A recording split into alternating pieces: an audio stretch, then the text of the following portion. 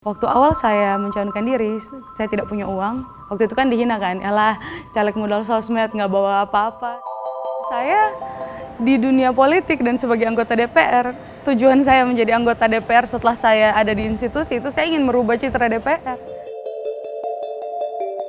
Bahwa ternyata menjadi jujur dan idealis tidak cukup juga untuk merubah citra DPR. Tapi malah dibully sama masyarakat, lebih dibully daripada pelaku korupsi. Jujur saya idealis, saya tidak korupsi, tetapi kemudian saya lebih dihina, lebih diserang daripada pelaku korupsi. Jangan sampai kita malah mendukung orang-orang yang tiap harinya menggunakan uang negara untuk ini itu, yang udah mainnya jago-jago, tapi malah dielu-elukan. Itu yang membuat saya sangat lucu melihat negara ini.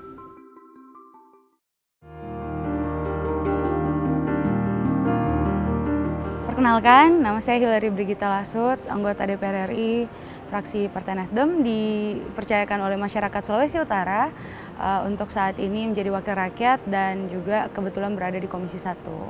Aktivitas sekarang emang untuk terkait komisi ya, berada di kantor, menjalankan tugas tanggung jawab di kantor, tetapi juga aktif dalam menyuarakan apa yang masyarakat harapkan, membantu masyarakat case by case ya, lewat sosial media dan juga media-media lain yang bisa membuat kami keep in touch dengan masyarakat Sulut. Oh iya, saya Gen Z pertama di saya dan dua rekan saya yang usianya nggak beda-beda jauh, hanya beda bulan ya. Kami bertiga Gen Z pertama di lembaga DPR. Jadi, dan saya yang bontot, yang bungsu. Dan karena image itulah saya harus berusaha terus kelihatan dewasa, kelihatan setidaknya bisa setara dan tetap menjaga marwah saya supaya kemudian bisa di-respect. Karena memang menjadi politisi bontot ya, politisi bungsu di DPR itu bukan hal yang mudah.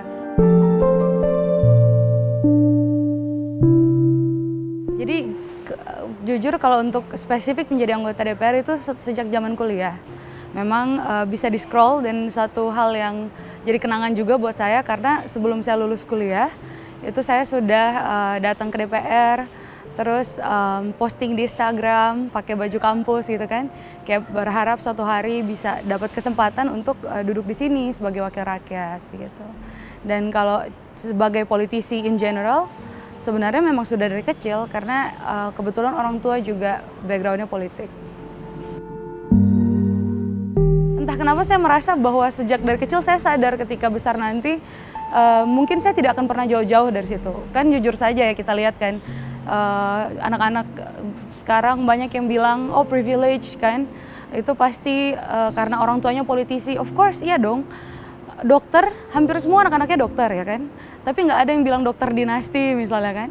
Ada petani, anak-anaknya mostly pengen lanjutin tugas orang tuanya jadi petani karena orang tua adalah teladan mereka. Walaupun apa yang baik bisa kita ambil dan yang tidak gitu kan tentu kita upayakan untuk tidak ikuti, tetapi bagaimanapun in general anak-anak pasti ingin melakukan apa yang dilakukan oleh orang tuanya ketika itu menginspirasi dia.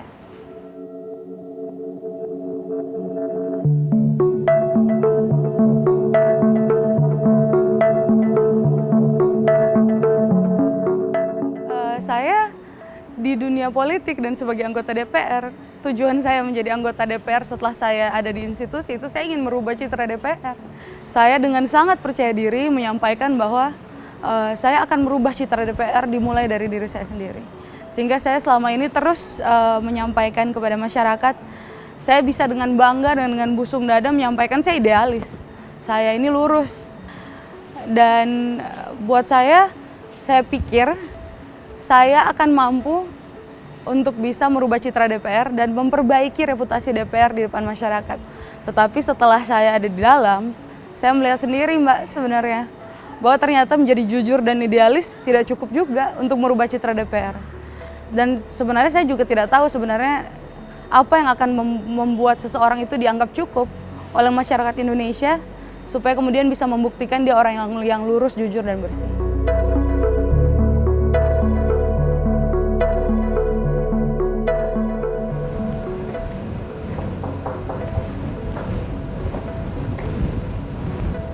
Halo, selamat datang. Ya, ini tempat aku. bukan punyaku sebenarnya. Ini apartemen omku, tapi karena aku dari daerah, jadi ya selamat datang di apartemen omku gitu.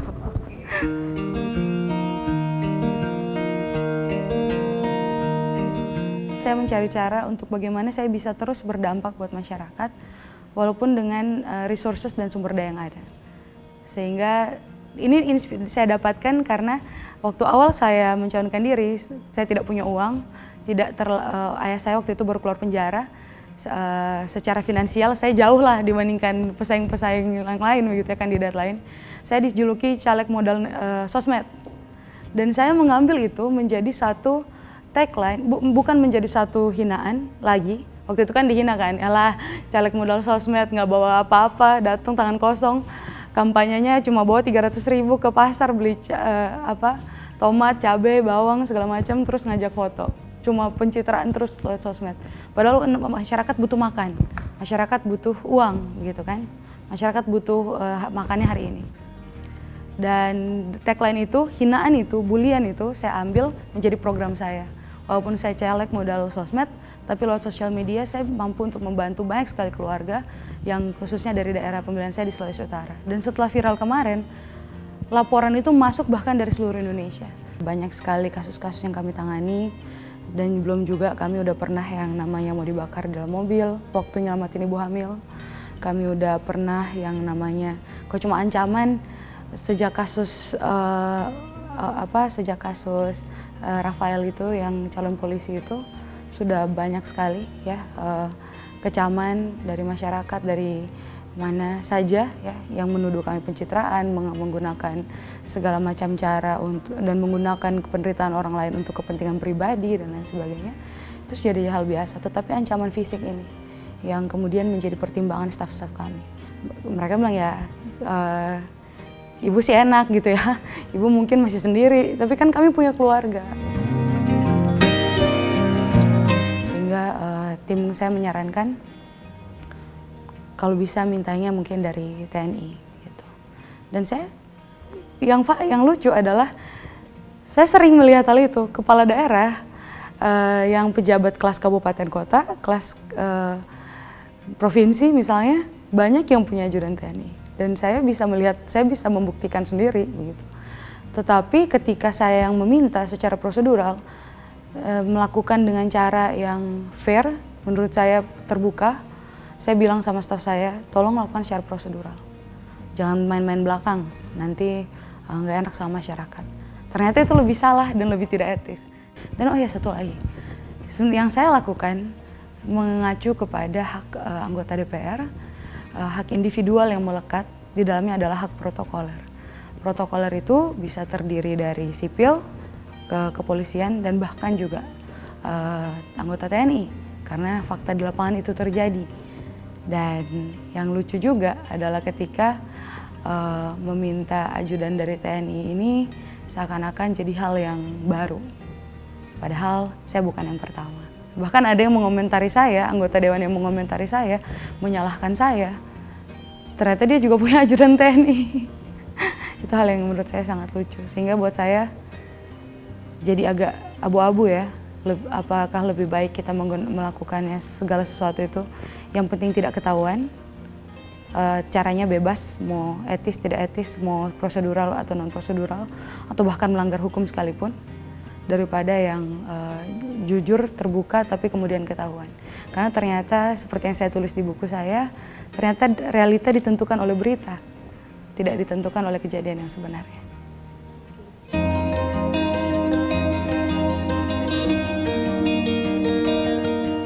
Ada media aneh ya, entah dari mana, yang bisa bikin judul seperti ini, Hillary, _2 begitu kan, DPR setara presiden. Isinya mengomentari isu kabur karantina. Padahal waktu diwawancara tidak ada sama sekali bawa-bawa kabur karantina. Yang dibahas adalah apakah boleh secara aturan anggota DPR RI dikarantina di rumah bersama dengan keluarganya. Pada yang bertanya saat itu saya sudah jawab saya tidak tahu karena saya jujur tidak tahu pasti. Karena walaupun saya Komisi 1 saya belum pernah di keluar negeri dibiayai negara. Dan buat saya adalah hal yang mungkin lumrah karena saya sudah melihat ini terjadi sudah kurang lebih 2 tahun. Saya sudah melihat selama 2 tahun ini hampir semua anggota DPR RI yang pernah pergi ke luar negeri, pulangnya dikarantina di rumah. Dan tidak pernah ada larangan sepanjang sejarah anggota DPR untuk staf, keluarga, masyarakat sipil, siapapun ikut dengan rombongan untuk kunker ke luar negeri selama dibiayai sendiri. Yang menjadi hal yang saya kagetkan adalah ketika sudah ramai, semua tuh berbondong-bondong menyalahkan. Saya sampai bingung, sampai Pak Wakil Menteri waktu itu bikin statement ya, waktu itu dipost sama Mbak Nikita Mirzani terkait pendapat Wakil Menteri bahwa tidak ada aturan yang memperbolehkan anggota DPR itu pelanggaran. Loh, saya sampai bingung, saya mau positive thinking ya kan, saya mau positive thinking, mungkin ada alasannya karena saya sudah nggak mau viral lagi setelah viral bilang DPR itu taman kanak-kanak, saya harus pakai asas praduga tak bersalah kan. Saya sampai bilang mungkin menurut hemat saya, walaupun saya tidak tahu pasti, ini pendapat saya sendiri, udah dijelaskan berkali-kali, saya yakin pasti ada landasannya. Mungkin karena kita setara presiden, mungkin karena secara konstitusi, menurut Undang-Undang Dasar Republik Indonesia tahun 1945, legislatif dan eksekutif di jajaran yang tertinggi itu sama. Benar, sesuai yang disampaikan oleh Pak Yusril Issa Mahendra, bahwa sebenarnya DPR setara dengan presiden secara kelembagaan. Tetapi hak protokol melekat kepada individu. Hak-hak protokol di DPR maupun presiden dan juga lembaga yudikatif di jajaran tertinggi melekat kepada individu. Sehingga tidak ada yang berbeda dengan apa yang saya sampaikan dengan Pak Yusril. Saya bingung kalau sampai tiba-tiba sudah jauh begitu penafsirannya. Bahkan sampai saya sudah menjelaskan di Instagram, memang DPR dan presiden itu setara secara kelembagaan. Tetapi hak-hak yang melekat kepada presiden secara individu itu seperti misalnya dapat pesawat atau apa begitu ya, dikawal pas pampres banyak, itu karena presiden hanya satu, orangnya itu subjeknya hanya satu dari lembaga itu. Di Undang-Undang Dasar lembaga kepresidenan disebut sebagai lembaga kepresidenan, orangnya adalah presiden. Di DPR RI orangnya ada 500, hak-haknya juga diatur melekat kepada individu. Sehingga saya tidak pernah bilang Mulan Jamila setara Pak Jokowi.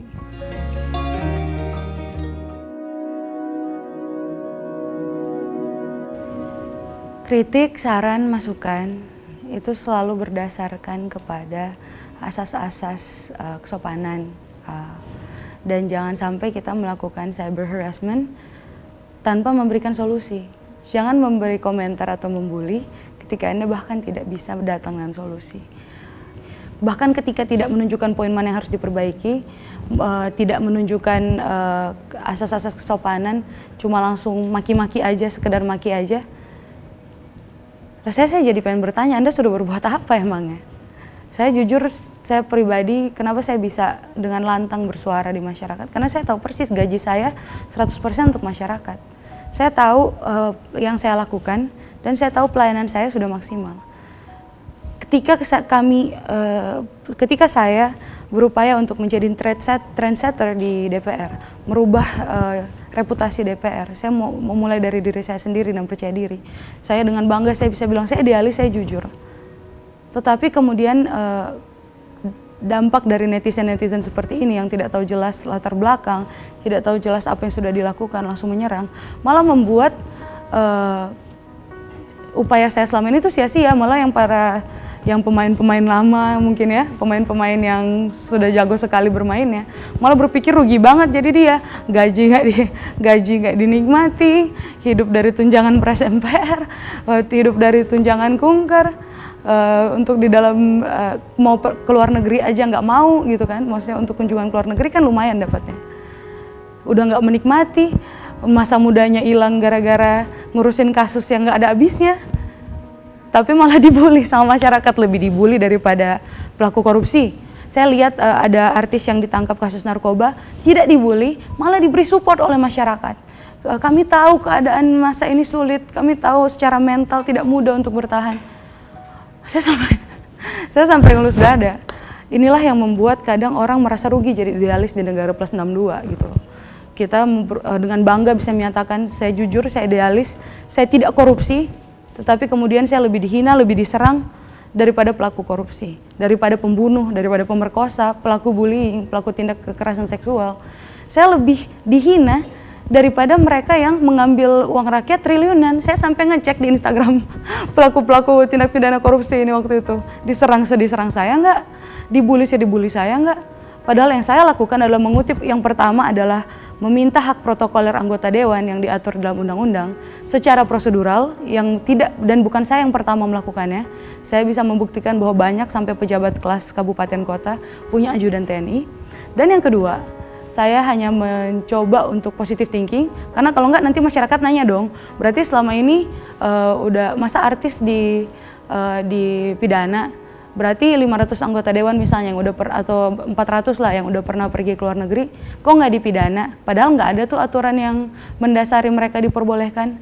Loh, terus masyarakat nanti bertanya, selama ini aparat pada kemana? Kok tutup mata ketika anggota dewan melakukan itu?